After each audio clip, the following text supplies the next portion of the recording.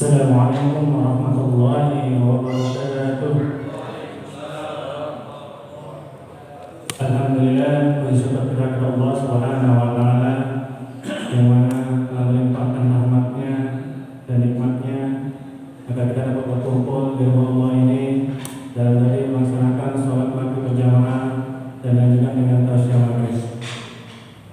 Selanjutnya salawat kepada salam kepada junjungan kita Nabi Muhammad sallallahu alaihi wasallam.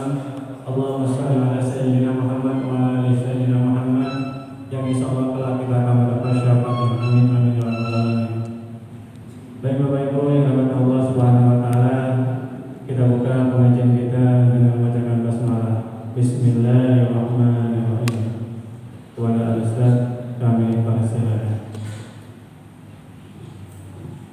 Bismillahirrahmanirrahim. Assalamualaikum warahmatullahi wabarakatuh. Alhamdulillah. Wassalatu wassalamu ala nabiyyina wa habibina wa qudwatina Muhammad wa ala alihi wa sahbihi ajma'in. Qala Allah fil Qur'an, a'udzu billahi minasyaitonir rajim. Bismillahirrahmanirrahim. Wa aufu bi 'ahdillahi idza 'ahadtum. Dan tepatilah janji dengan Allah apabila kamu telah berjanji. Shadaqallahu wa shadaqa rasuluhu wa ba'd. Jemaah yang mulia, pada malam ini sebenarnya di luar pengetahuan saya, tapi alhamdulillah bisa disesuaikan. Walaupun sejujurnya sebenarnya ada rencana mengisi pengajian di masjid yang lain tadinya, cuma karena memang ini jadwalnya semula di sini, jadi saya switch insyaallah mereka ke waktu yang lain dan alhamdulillah mereka bersedia. Topik malam ini dan insyaallah setiap pekan kelima saya akan mengajak kita mendiskusikan materi Mausu'ah Akhlaqiyah Rasulullah SAW atau ensiklopedi akhlak Nabi. Pendekatannya bukan pendekatan sirah, karena materi yang pekan pertama itu materi sirah. Pendekatannya lebih kepada mendalami poin-poin penting dari akhlakul karimah yang tolaknya atau titik tolaknya adalah Rasulullah SAW. Ya, terus terang saya memperhatikan di tengah masyarakat ini dia kemeriahan kita, gembita di seputar mudahnya akses untuk mempelajari agama. Ini ternyata tidak diimbangi dengan kita mampu bersikap selektif untuk bisa memilih sumber-sumber yang layak dipercaya, sehingga bertebaran dan bertaburanlah pola-pola ataupun pemikiran-pemikiran yang kita kira itu musuh Islam, tapi sebenarnya tidak Islami. Saya mohon maaf, tolong jangan salah paham terhadap saya. Ini khususnya kaitannya dengan pilkada di Medan. Saya tidak akan mempengaruhi pilihan-pilihan yang sudah Bapak buat, tapi saya akan ingin menyampaikan, dan sebelumnya saya tegaskan, saya tidak mendukung kontestan yang manapun. Itu sikap tegas saya. Ketika saya sudah memilih untuk posisi ini, saya pikir saya akan lebih objektif untuk memberikan penilaian. Yang harus kita pahami, ya, ini karena saya mau diskusikan materi wafa. titik tolak kita dalam melakukan tindakan apapun itu adalah ketundukan kita kepada Allah Subhanahu wa taala. Itu yang harus kita pegang dulu itu. Jadi jangan lari ke sana kemana. Ya, kita tunduk sama Allah.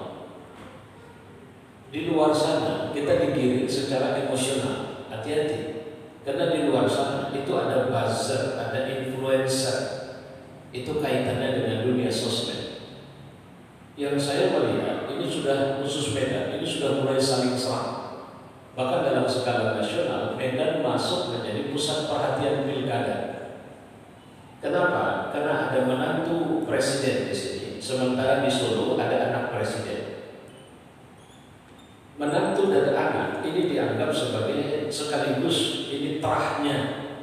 Jadi mohon maaf saya belak-belakan saja. Terahnya orang yang selama ini bersikap a priori terhadap Islam. Jadi hubungannya kurang baik nih sama Islam, presiden kita yang sekarang ini. Dan kita menganggap ketika menantunya maju di Medan dan kemudian anaknya maju di Solo, ini sama dengan beliau ingin mencengkeram kekuatan dinasti politiknya. Pertanyaannya, gitu. Pertanyaannya. Secara hukum di negara kita halal nggak itu? Boleh tidak? Jawabannya boleh. Terus masalahnya apa? Masalahnya ada kecemasan. Kecemasan apa? Ini menantu dan itu anak akan melakukan atau punya tingkah yang bakal sama dengan ayah. Pertanyaannya, bolehkah kita mengambil keputusan berangkat dari kecemasan? Gitu. Karena kalau bicara dinasti, banyak kali dinasti di mana-mana. Binjai itu yang maju, istrinya. Si Malulun yang maju, abangnya. Di Tangsel yang maju, ponakan Wapres. Ponakan Wapres maju, didukung oleh PKS yang di sini nyerang habis-habisan politik dinasti. Makanya saya mengatakan, kalau kita berangkat dari mereka, maka partai politik itu transaksional, pragmatis. Mereka punya kebutuhan mereka sendiri. Dan posisi kita ini orang yang mau nyoblos. Ini pasar. Ketika posisi kita adalah pasar, nah sekarang ada emosi yang kemudian dipantik di tengah kita. Ini bahaya bagi umat Islam. Pertanyaannya, apa benar? Sudah klarifikasi.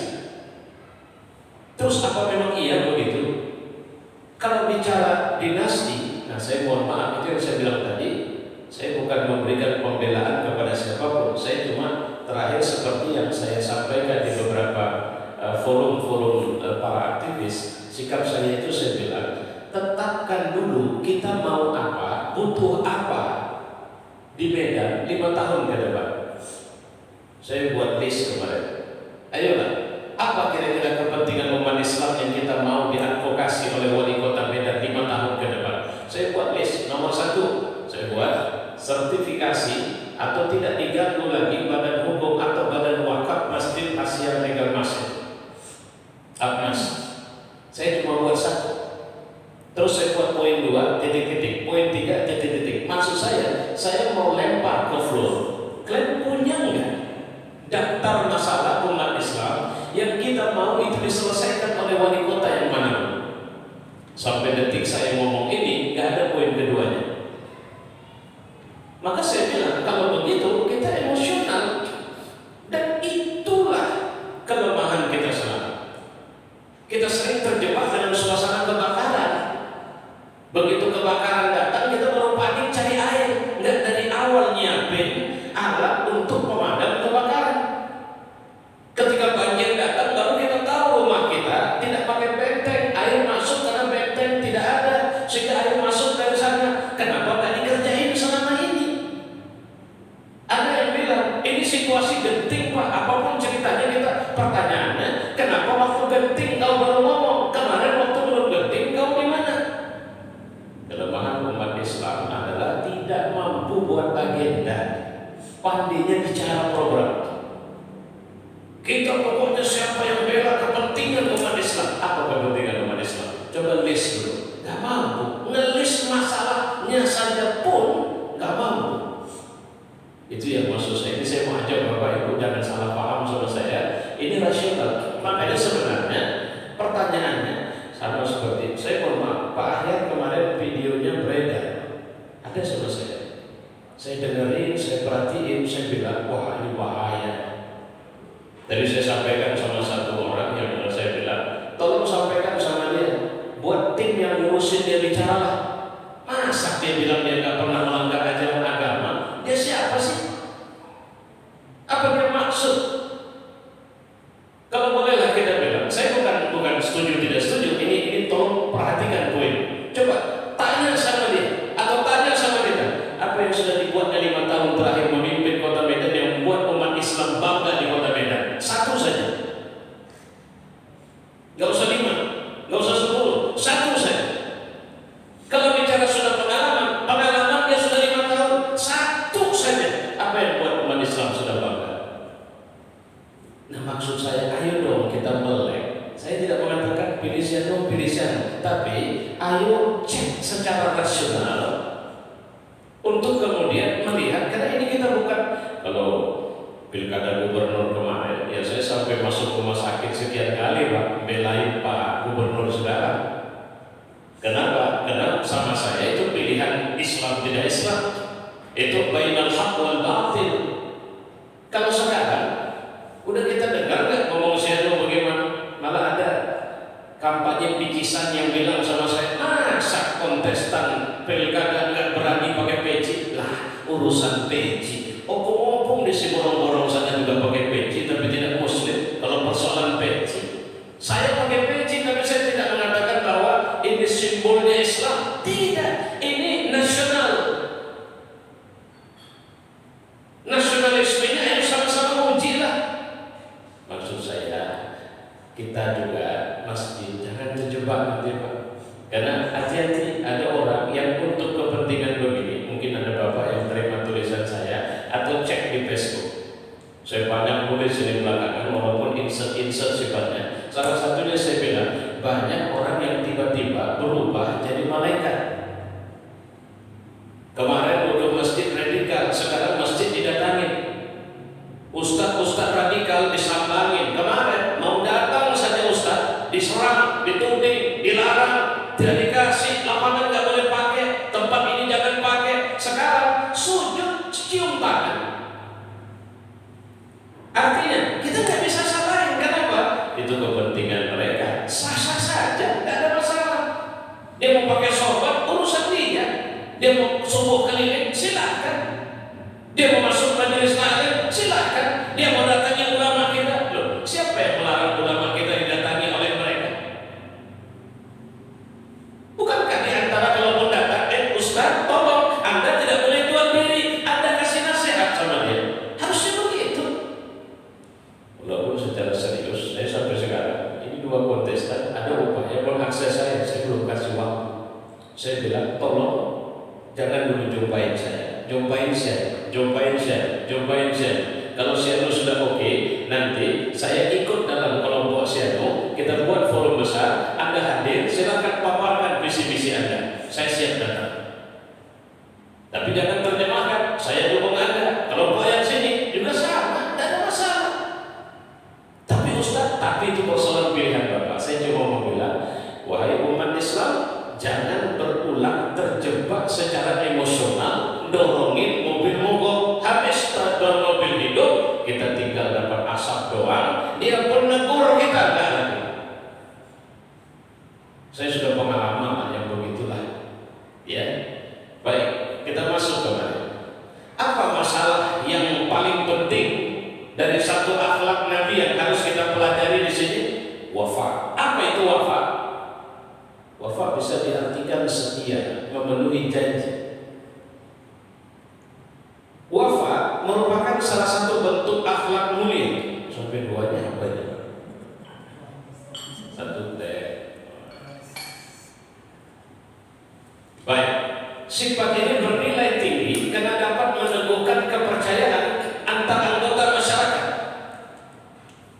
Orang itu dikenal salah satunya dipercaya karena kesetiaan, karena dia punya janji, punya sikap. Bagaimanapun situasi, saya yang begini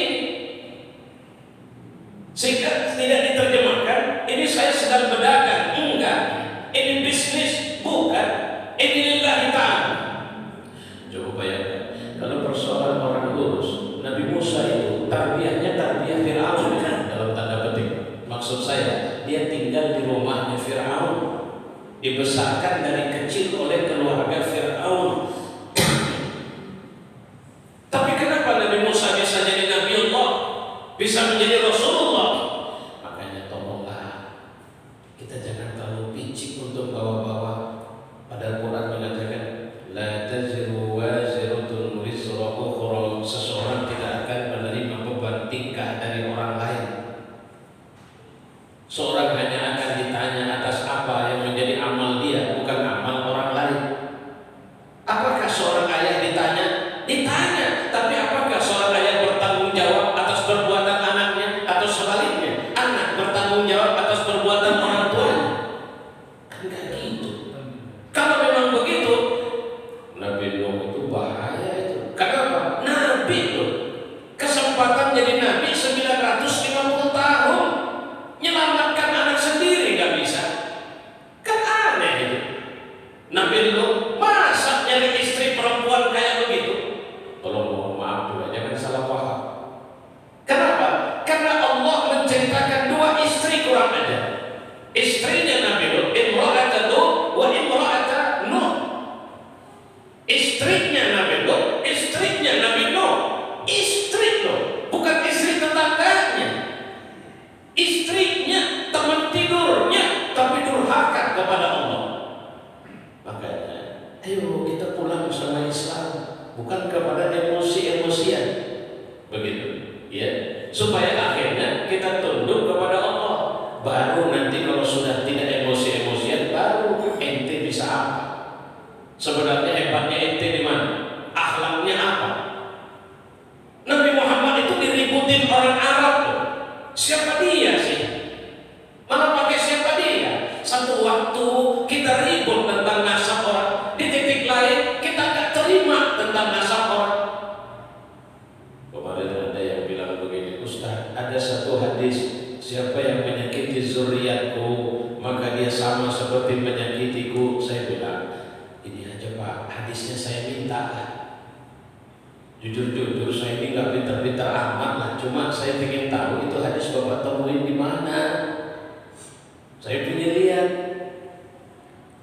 Supaya apa? Ini belajarlah kita. In tanaza'tum, kata Allah, fa in tanaza'tum, jika kalian tanazuk, berselisih atas satu masalah, farudduhu ila Allah, pulanglah kepada Allah wa rasuluh, dan rasulnya, Al-Quran dan Sunnah. Baik, Raghib Asfahani mengatakan sifat mau memenuhi janji atau wafa merupakan saudara dari sifat jujur dan adil. Janganlah kebencianmu terhadap satu kaum menyebabkan kau bersikap tidak adil. Itu kan kata Quran itu. Janganlah karena dia kau tidak suka lantas kau bersikap tidak adil kepada.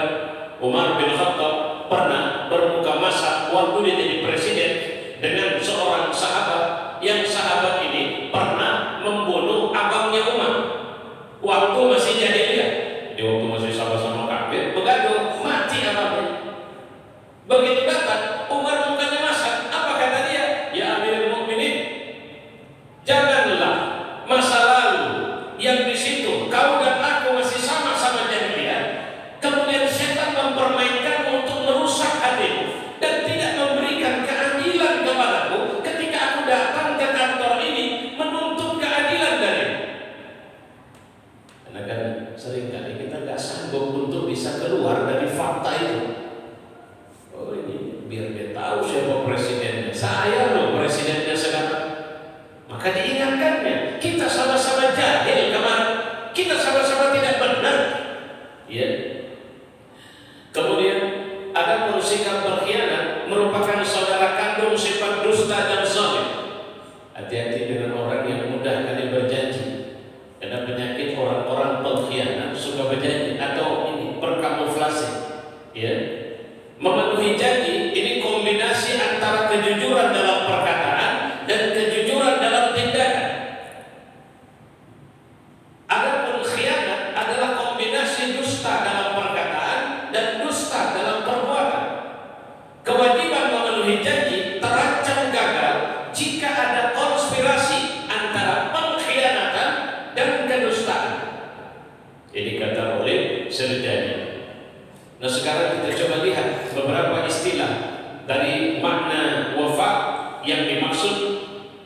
Pertama, memenuhi janji atau wafa. Ini disebutkan secara etimologi, ini akhlak mulia, akhlak luhur, akhlak terpuji. Dari kata wafa ini muncul kata wafa bil ahd, memenuhi janji. Dalam bahasa Arab disebutkan dengan kata al-wafa yang terminologinya menurut Al-Jurjani, komitmen memperlakukan orang lain secara sama dan sungguh-sungguh dalam menepati janji. Itu yang dimaksud. Jadi maknanya bukan sekedar memenuhi janji kepada seseorang, tidak, tapi punya sikap batin sama orang kaya, sama orang miskin. Dia perlakukan sama kalau dia seorang pemimpin. Tidak ada perbedaan perlakuan. Tempat kursi di rumah saya nggak ada ini kursinya orang kaya, itu kursinya orang susah, nggak ada. Ini kursi yang bakal didudukin pejabat, itu enggak. Ini gelasnya orang-orang tertentu, enggak. Saya membuat perlakuan yang sama. Di sini memang berat, karena nanti akan beririsan. Apakah ada perlakuan khusus ketika dia seorang pemimpin? Sebenarnya dalam Islam, hubungan interaksi sosial kita itu dibangun dengan atas dasar takwa. Takwa ini kepada Allah, tunduknya sama Allah. Orang kalau bertakwa punya posisi, dia pasti akan dapat posisi pula di hadapan Allah dan di antara kita. Saya setuju kalau misalnya masjid ini memang rutin didatangi Pak Gubernur, kita sediakan tempat sah dia di bagian depan. Dengan catatan takbiratul ihram dia datang. Jangan ganggu, misalnya orang sudah satu rakaat dia baru nyampe, lantas nyungsep masuk ke depan, nggak bisa dong. Siapkan sahnya sampai dia datang. Kalau dia memang rutin kemarin, Pak Ustaz dia nggak rutin, dia sekali-sekali datang. Oke, minta keizinan jamaah, siapkan sahnya. Kenapa? Hakikatnya dia termasuk khadim masjid ini. Apa? Pelayan masjid ini. Seharusnya dia pun imamnya. Kira-kira begitu. Saya setuju. Apakah seorang semuanya tua harus dihormati? Ya, karena Islam bilang begitu. Yang mana yang harus dihormati? Bukan seperti foto pilkada yang pernah saya lihat.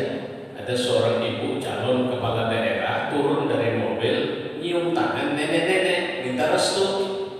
Waktu masih calon. Begitu jadi, syukur masih bagus, tapi nenek itu yang cium tangan sama dia. Beda. Ini menunjukkan apa? Nggak punya sifat wafa. Ya.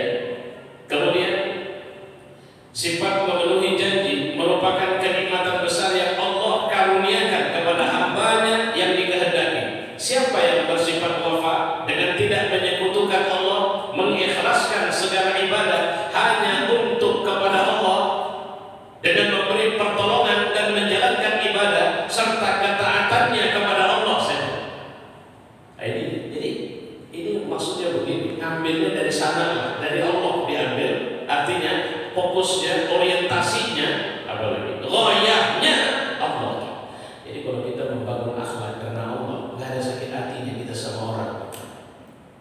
Orang mau puji kita, urusan orang. Orang tidak puji kita, nggak ada masalah. Orang saya melakukan ini karena Allah. Wah Ustaz ceramahnya bagus, tapi kenapa banyak orang tidak suka? Nggak usah. Kalau nggak suka pasti punya masalah. Saya buat statement di Facebook, ada yang tanya, Ustaz, ini masih netral nggak? Saya bilang, mau saya jawab, tapi udah biarin saja, saya nggak perlu jawab. Kenapa? Karena setahu saya nggak pernah netral. Saya punya pilihan, saya bersikap, dan saya sedang belajar untuk bagaimana keberpihakan saya itu hanya kepada Allah, kepada kebenaran. Sepahit apapun itu, jika saya berpihak kepada kebenaran, mungkin tidak populer di tengah orang banyak. Dari mana belajarnya? Rasulullah kan gitu Pak. 13 tahun dia berdakwah di Mekah, kan gak populer ya. Ide-ide atau ajaran yang dia bawa bukan ajaran yang disepakati oleh penduduk Mekah. Berapa ribu penduduk Mekah, gak sampai 200 menerima Islam sepanjang 13 tahun itu. Tapi apakah Nabi Muhammad berhenti? Tidak. Dia istiqomah. Di boykot gak makan, gak ada masalah. Sampai-sampai makannya rumput sekalipun, dia tetap berdakwah. Kenapa? Dia setia, dia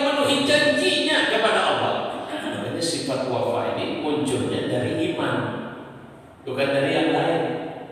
Kalau dari yang lain, nah ini kalau dari makhluk habis orang, habislah kesetiaan hilang. Kenapa Bapak tidak salah lagi? Tak dia lagi pimpinannya, mau cuma. Tapi dunia ini, sezalim apapun orang yang memimpin, kita tetap setia sama Allah. Kenapa? Allah hayyun la yamut. Allah itu hidup dan tidak mati. Baik, kita lanjutkan. Klasifikasi sifat wafa. Pertama, memenuhi janji kepada Allah. Ini yang pertama dulu. Kita ini saja di sini masih amburadul. Kita sholat, tepat waktu belum. Manajemen diri kita ketahuan dari situ, Pak Bu. Bapak ketahuan ya? Ngatur hidup ini akan ketahuan dari cara ngatur sholat. Bisa nggak sholat tetap di awal waktu? Tambah plus lagi dalam jamaah, lebih plus lagi di masjid. Bisa nggak ngatur 5 waktu sehari semalam itu dalam jamaah dan di masjid? Hanya orang yang bisa ngatur waktu itu saja yang akan Allah serahkan ke pemimpinan bumi ini, insya Allah. Bapak sholat, biasanya sholat jam berapa? Gak tentu, Ustaz. Kapan sempatnya? Nah, kalau gitu sholat gak penting sama Bapak. Ini bukan kita tanya orang yang tidak sholat sama sekali, gak ada urusan. Orang yang tidak sholat gak masuk dalam radar ini. Memenuhi kewajiban kepada Allah. Kenapa harus ada kewajiban? Karena kita sudah dapat nikmat. Apa nikmat itu? Seorang raja dalam dinasti awal Islam itu pernah ditanya. Seorang ulama yang tanya sama dia. Waktu itu dia minum, dia buat tafsir begini. Seandainya tidak ada lagi air minum di muka bumi ini, cuma satu gelas yang ada di depan Anda itulah tinggal air minum. Maukah Anda memberikan air minum itu, mengedepankan rakyat Anda ketimbang Anda? Si raja nggak bisa jawab. Atau jika kemudian air minum ini dihargakan, kira-kira air minum ini tidak di depan, tapi di depan orang lain, dan kau sangat kehausan, air itu cuma 1 gelas itu. Kalau dia mau barter dengan separuh kerajaan Anda, apakah Anda akan memberi? Dijawab, ya, saya akan berikan. Nah, sekarang tidak separuh. Dia bilang, Anda boleh ambil air ini, tapi seluruh kerajaan Anda serahkan kepada saya. Apakah Anda akan menyerahkan? Ditanya balik, apa benar cuma kira-kira memang cuma itu air minum, tidak ada lagi tetesan air di tempat lain? Tidak ada. Saya serahkan kerajaan saya. Maka ulama ini bilang apa?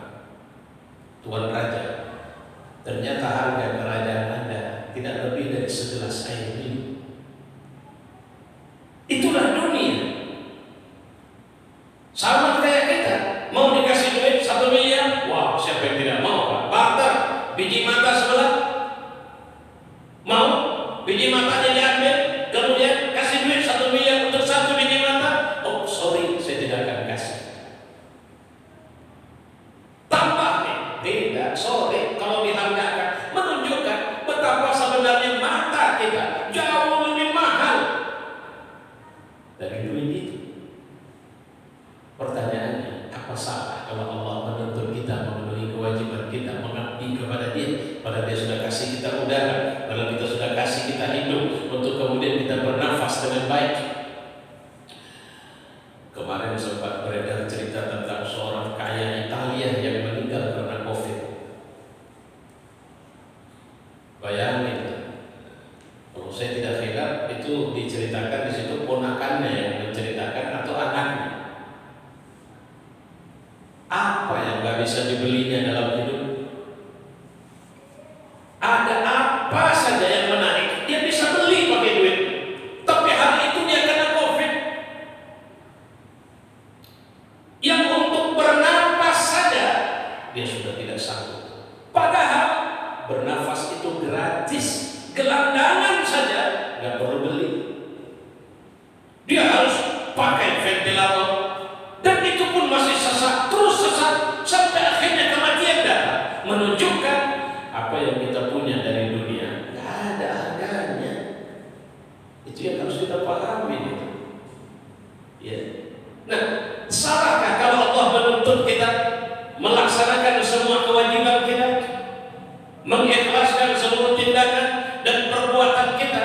untuk mendekatkan diri kepada Allah. Apa salah itu? Menjauhkan kita dari larangan Allah. Padahal yang namanya larangan Allah itu sesuatu yang pasti akan mencederai kemuliaan kita dan kemudian bisa merusak kehormatan kita kalau kita kerjakan. Saya pernah melihat seorang masa kanak-kanak dulu, suami biasa mandi di sungai. Ada seorang laki-laki, orangnya bagus tapi pemalu. Saya tidak sekali dua melihat dia sampai dia sudah berubah pikiran.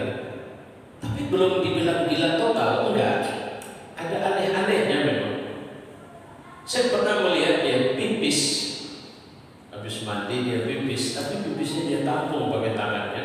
Kemudian dia ambil wudhu dari air pipisnya itu. Kenapa Allah larang minum khamar? Ini salah satunya. Kau akan merusak kehormatan. Larangan itu bukan memberatkan, tapi memuliakan kita. Ini sifat wafak pertama. Sudahlah, gak usah terlalu banyak janji sama manusia, Pak. Janji sama Allah sajalah. Bapak rajin sholat gak 5 waktu selama ini? Bisa gak sholatnya 5 waktu? Bisa gak? Kayak gubernur kita sekarang.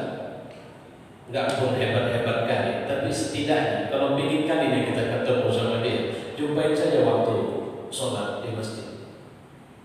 Di mana? Ya udah, di sekarang rumah dinas dia ada masjid, datang aja ke situ. Saya pernah acak datang ke situ, walaupun bukan secara khusus mau jumpa dia. Kebetulan ada acara pengajian dihadiri oleh yang buat acara ibu-ibu, nggak ada urusan sama beliau. Sampai di waktu asar, saya tanya sama pengajian masjid, Bapak gimana? Sholat Pak kalau sedang di Medan, itu pasti kemari sholat. Kalau di rumah, nah, siap sholat asar, ada beliau. Bincang, nggak ada sulitnya. Minimal itu adalah, itu untuk Allah, bukan untuk saya kok. Jadi pertama, apa yang mau kau buat untuk kami? Allah, kalau sekedar berjanji orang muda. Sekarang, apa yang mau kau buat untuk keselamatanmu di hadapan Allah nanti? Bisa nggak kau sampaikan kepada kami bahwa kau tidak akan begini lagi, kekurangan ajaranmu yang ini akan kau hentikan? Bisa nggak itu? Karena terus terang, kami juga berkepentingan kau jadi orang soleh di tengah kami. Kira-kira begitu. Yang kedua, memenuhi janji kepada Rasul.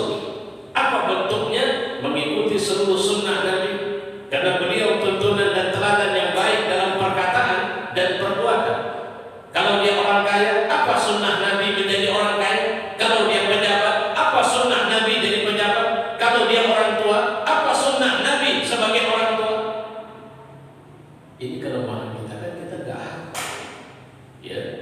Nah, jemaah yang mulia, ini catatan kedua tentang klasifikasi. Jadi pada siapa kita harus memenuhi janji? Kepada Allah. Kedua, kepada Rasulnya. Apa bentuknya? Laksanakan kewajiban, tinggalkan larangan. Jangan kejebak. Saya udah kalau dibilang sampai tingkat bosan, mungkin bosan juga. Pada waktu belum apa-apa. Waduh, itu saya bilang kayak malaikat. Sampai-sampai kalau bisa jangan ada pencoblosan, kalau bisa kampanye aja terus. Karena coblosnya jangan, karena kalau sudah coblos selesai semua nanti. Ya. Bagus betul. Cerita ada, mohon maaf, saya bukan bicara Medan sih. Ada beberapa kalau kepala daerah, pemilihan kepala daerah yang pernah saya ikuti, begitu dekat sama sang calon, dalam hati ya Allah, tidak salah pilih umat ini luar biasa. Lebih belakang sampai terakhir pilpres kemarin, apa yang tak dikorbankan umat? Nah, apa yang kemudian harus kita lakukan? Gak perlu kecewa. Kita harus tetap berdakwah, memberikan apa yang bisa kita sampaikan. Nah, pertama, ingatkan dia agar dia tunduk sama Allah. Kedua, tolong dong, jangan dimusuhi sunnahnya Rasulullah. Yang ketiga, memenuhi janji kepada manusia. Pak, wali kota itu nanti gak akan ditanya Allah urusan tahajudnya berapa banyak. Gak itu yang prioritas. Dan pelayanannya sama masyarakat seperti apa, itu yang bakal ditanya Allah paling banyak. KTP bagaimana, KK bagaimana, BPJS bagaimana, kira-kira begitu. Saya nggak tahu yang lain-lainnya. Itu kemarin jalan sana, kenapa dibiarin rusak? Itu kan tanggung jawab. Kenapa dibiarin? Ya Pak, belum ada anggaran.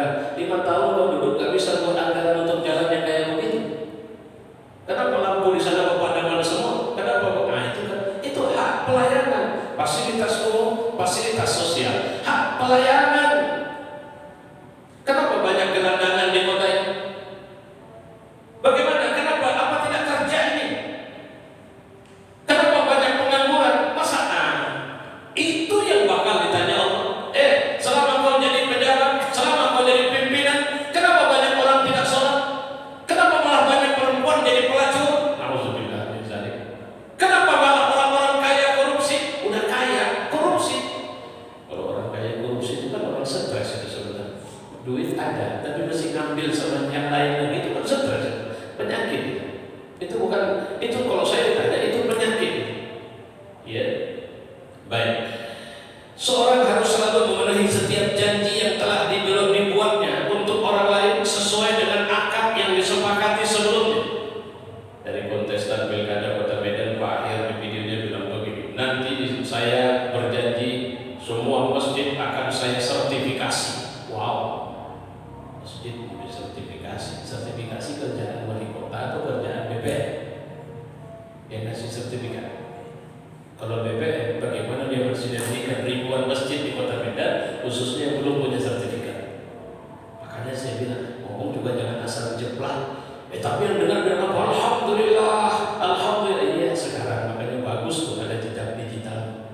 Mudah-mudahan kalau jadi dia bisa realisasi. Kenapa? Dia sudah buat satu janji yang telinga saya dengar walaupun saya tidak dengar langsung, tapi dari video itu bahwa dia mau sertifikasi semua masjid di Kota Medan. Wajib. Kalau memang iya. Tapi janji ini harus dipenuhi. Ya. Kemudian apa? Ia juga harus jujur dan ikhlas kepada siapapun yang telah berbuat baik. Rasulullah bersabda, siapa yang tidak bersyukur kepada manusia, repot dia bersyukur kepada Allah. Dalam urusan ibadah, sama sholat saja dia nggak urus, dirinya sendiri dia nggak bisa urus, apa mungkin dia bisa urus orang banyak? Kira-kira begitu logikanya. Jadi bagaimana cerita selanjutnya? Ini mungkin karena isunya dekat sama pilkada, jadi enak bahasnya. Ya kalau Bapak tak cocok rasanya bahasan ini, ya saya mohon maaf. Karena sudah dekat, sebelum saya ini panjang ceritanya, belum putus ya. Nah, kalau ada pertanyaan sebelumnya saya silakan dari Bapak. Yang lain juga boleh, tidak harus masalahnya.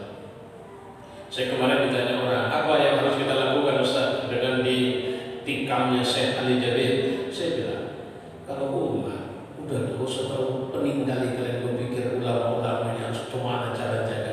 Kalian cara bersaudaranya aja belum dibetulin. Kenapa? Ini penyakit kita. Kalau sudah merasa lebih hebat, orang lain kita anggap tak layak masuk surga sebelum gabung sama kita. Itu dulu benahi. Banyak aset-aset umat yang kita namakan, kita bilang ini asetnya Allah, tapi kita tidak mengurus dengan baik.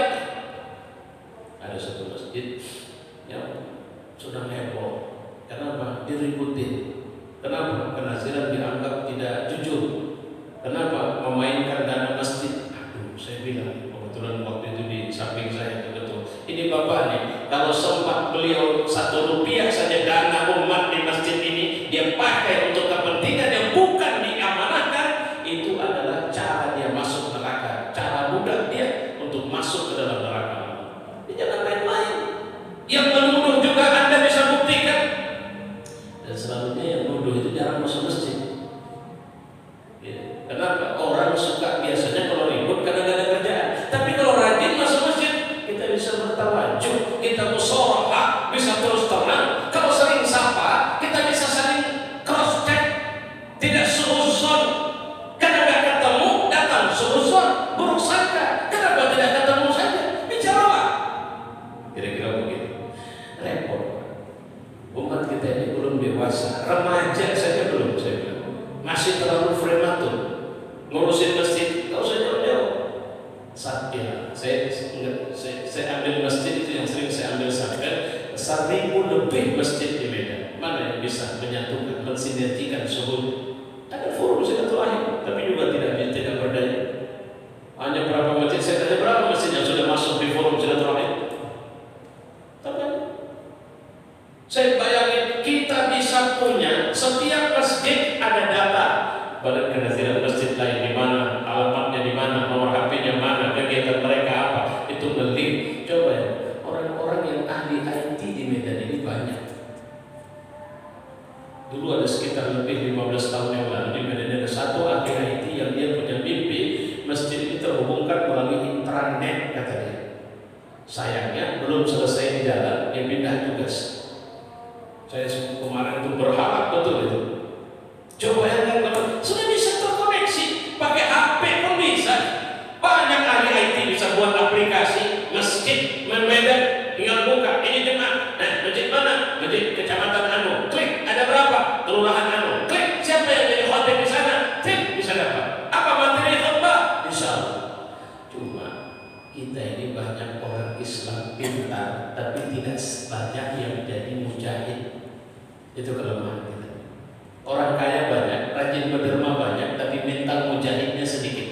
Politisi muslim banyak, yang mental mujahid sedikit.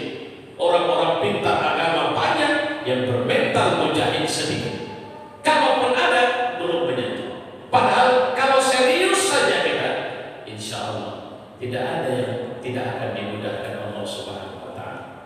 Saya pikir ini semoga Allah membantu kita. Dan saya mohon maaf kalau tadi ada hal-hal sensitif yang mungkin saya diskusikan. Tidak menyalahkan, kalau Susmeda saya tidak pada menyudutkan si A atau si B sebagai kontestan pasangan itu. Saya cuma mau ngajak kita untuk mari kita sesuaikan dengan nilai-nilai keislaman. Jangan sampai kebencian terhadap satu kelompok membuat kita tidak bisa berlaku adil. Itu bahasa Quran itu. Ya, i'dilu wa aqrabu littaqwa. Berlaku adillah kalian, karena itu lebih mendekatkan kita kepada takwa. Mari kita tutup dengan doa. Alhamdulillahirabbil alamin wassalatu wassalamu ala asyrofil anbiya wal mursalin wa ala alihi wa sahbihi ajma'in. Allahumma dafa'anna al-wala wal waba wal bala wal fahsya wal munkar was-suyuf al-mukhtalifa wasyada'id wal mihan ma zahara minha wa ma batan min baladina hadha khassa wa min buldan al-muslimin 'amma innaka 'ala kulli shay'in qadir. Rabbana atina fid dunya hasanah